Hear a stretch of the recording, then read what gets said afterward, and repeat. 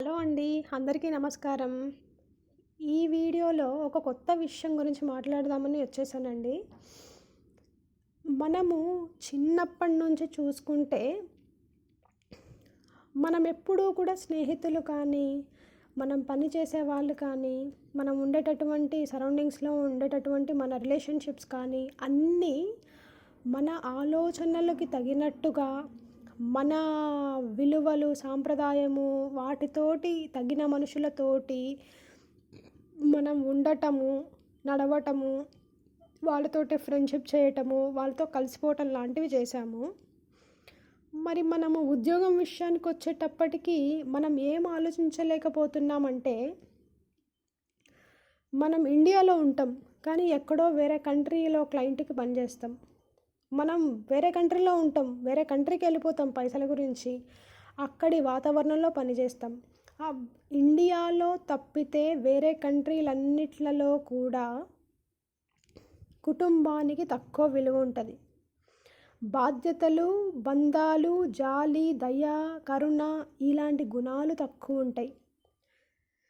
ఒక్కసారి ఒక మనిషి ప్రేమ అనే వలయం నుంచి కనుక బయటపడితే, పని కారణంగానో పని వలయంలో పడిపోయినా, లేకపోతే పైసల వలయంలో పడిపోయినా, ఆ నెట్టులో పడిపోయినా, ఆ ఊబిలో పడిపోయినా ఇంకా తనకి వేరేదేది విలువ కనిపించదండి.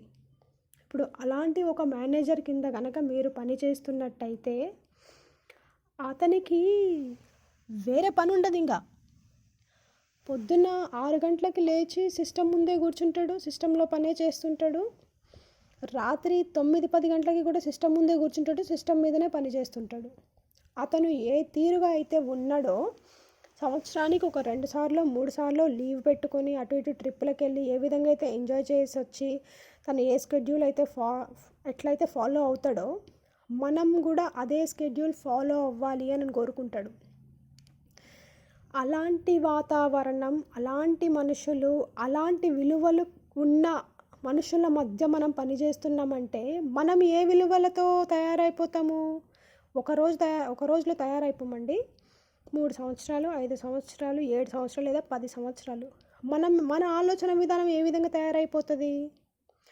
ఆ తయారైపోతున్న ఆ మార్పు కారణంగా వస్తున్న ఆలోచన విధానాలలో మార్పు వస్తున్న కారణమే ఈరోజు మనం ఇట్లా వేరే దేశాలలోకి వెళ్ళిపోయి అక్కడ ఉండిపోయి తల్లిదండ్రులను పట్టించుకోక, సిబ్లింగ్స్ని పట్టించుకోక, దీనికి మనము బ్రెయిన్లో మనం ఏం స్టాంప్ వేసుకున్నాం తెలుసా? చాలా స్ట్రాంగ్గా, చాలా గట్టిగా, చాలా గొప్పగా దీన్ని గ్రోత్ అని పెట్టుకుంటున్నాము. ఇదే అచీవ్మెంట్ అని పెట్టుకుంటున్నాము బ్రెయిన్లో. దీని నుంచి వచ్చే మనీ, దీని నుంచి వచ్చే లగ్జరీ, దీని నుంచి వచ్చేటటువంటి ఎంజాయ్మెంట్, ఆ మనీ కారణంగా మనం తిరిగేటటువంటి డిఫరెంట్ ప్లేసెస్, వేసుకునేటటువంటి డ్రెస్సింగ్ సెన్స్, కొనుక్కునేటటువంటి వస్తువులు, ఇవి విలువగా మనం మన బ్రెయిన్కి ఫీడ్ ఇచ్చుకుంటున్నాము. అంటే దీన్ని మనం ఇన్పుట్గా ఇచ్చుకుంటున్నాము. మరి మనం ఇలాంటి ఆలోచనలతో ముందుకెళ్తున్నప్పుడు గడిచిన 10 సంవత్సరాలు, 15 సంవత్సరాల తర్వాతకి మనం ఎలా తయారవుతాము? నువ్వు ఏ మేనేజర్ కింద అయితే పని చేసావో ఆ మేనేజర్ లాగానే తయారైపోతావు. 10 సంవత్సరాలు, 15 సంవత్సరాలు, 20 సంవత్సరాలు ఈ టైం లోపల ఏమైపోద్ది తెలుసా? నీకు నీ బంధుత్వాలు అందరితో దూరం వచ్చేస్తుంది. తల్లిదండ్రులు కూడా వాళ్ళు జెండా ఎత్తేస్తారు, వాళ్ళు వెళ్ళిపోతారు ఈ ప్రపంచం నుంచి. నీకు ముందు నుంచే నీ భార్య కూడా పనిచేయాలి అనేటటువంటి ఆలోచన ఉంటే తను కూడా ఈ వాతావరణంలో ఉంటుంది కాబట్టి ఒక 10 సంవత్సరాలు 15 సంవత్సరాలు తను కూడా పనికి బాగా అలవాటు పడిపోయి ఆ పనే చేసుకుంటూ ఇంకా ఎవ్వరూ ఉండకుండా కేవలం పనితోటే జీవితం గడిచిపోతుంది.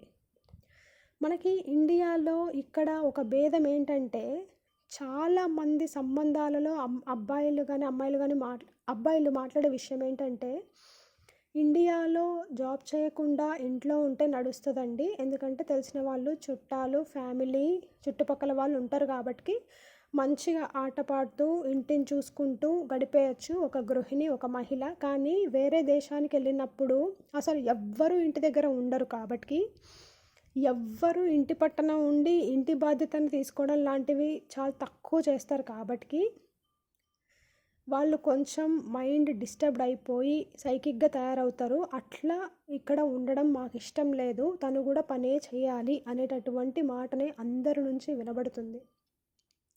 ఉంటే చేయాల్సి వస్తుంది కూడా. నిజంగానే ఒంటరిగా ఉంటే పిచ్చి వస్తుంది. పిచ్చి వచ్చిన తర్వాతకి ఇంకా ఆ ఫ్రస్ట్రేషన్ని ఎవరి మీద తీయాలో తెలియక అది ఇంట్లో గొడవలు అవుతాయి. ఆ తర్వాతకి మనం థైరాయిడ్ తెచ్చుకోవడమో లేదా పక్కన వాళ్ళకి థైరాయిడ్ తెప్పించడమో చేస్తాము. ఎందుకంటే ఎవరు లేకుండా ఒక మనిషి ఇంట్లో ఎక్కువ గంటలు ఉన్నాడంటే నో డౌట్ పిచ్చాసుపత్రికే పోవాల్సి వస్తుంది.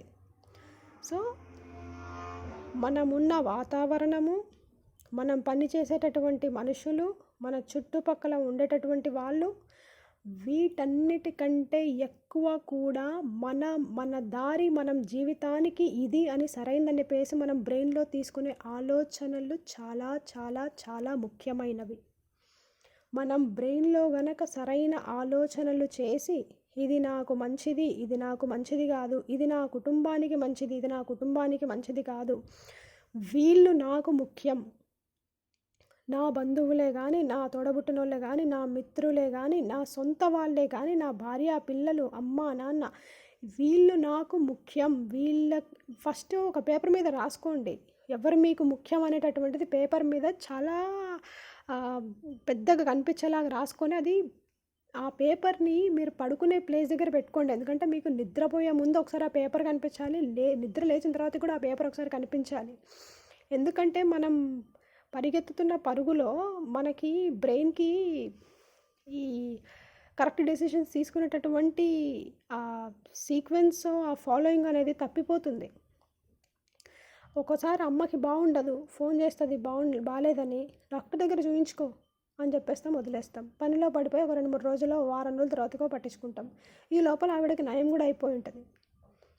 ఒక్కోసారి అసలు ఆరోగ్యమే బాగాలేదు, ఉంటారో ఊడతారో రా అని అంటాం. రానని ఫోన్ చేసిన వాళ్ళు మనల్ని రీచ్ అయినప్పుడు అట్లా ఆ కాల్ తోటి మనము మిగిలినవన్నీ ఎంత ఇంపార్టెన్స్ ఉన్నా సరే అవి పక్కన పెట్టేసుకొని ఫ్లైట్ బుక్ చేసుకొని ఇండియాకి పోవాలనేటటువంటిది మనకి ఉండదు.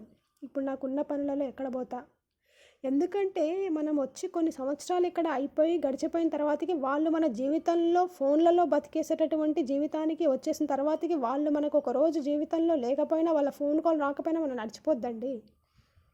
ఎందుకంటే దగ్గర ఉన్న మనిషి మనకి పడుతున్న బాధ అనేటిది కొంచెం దాని ఇంపాక్ట్ ఎక్కువ ఉంటుంది. దూరంలో ఉండి ఫోన్లలో బంధాలు నడుపుతా అంటే అవన్నీ కుదరవు.